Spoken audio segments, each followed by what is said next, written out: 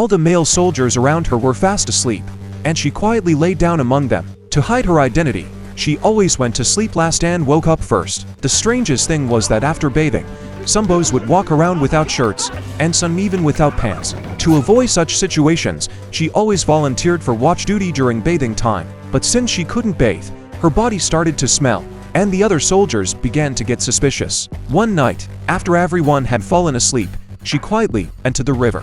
As soon as she took off her clothes and stepped into the water, a new soldier arrived behind her.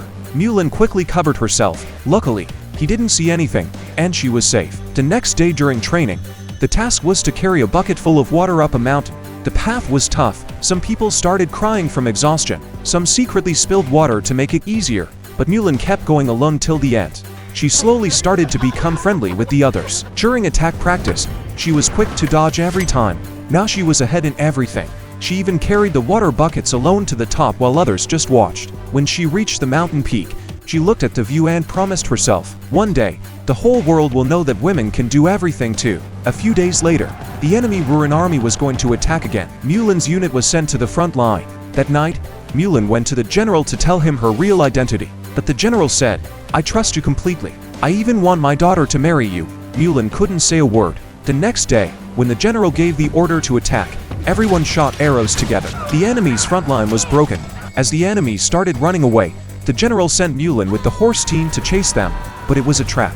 While chasing, the enemies suddenly turned back and attacked. Some soldiers got hurt, and others ran away in fear. But Mulan stood her ground and kept fighting. She reached a lonely valley. Suddenly, a hawk attacked her, and she fell off her horse. Then the hawk turned into a woman. Mulan quickly drew her sword and attacked, but the witch was very powerful. She angrily threw a blade into Mulan's chest. Mulan removed the bandage on her body, pulled out the blade, and kept going. Just then, a phoenix flew above her. Mulan picked up her sword from the ground, removed her armor, let her hair flow freely, and rode her horse straight into the battlefield. The enemies threw weapons at her, but she dodged them in midair and sent them back. Every strike she made brought down an enemy.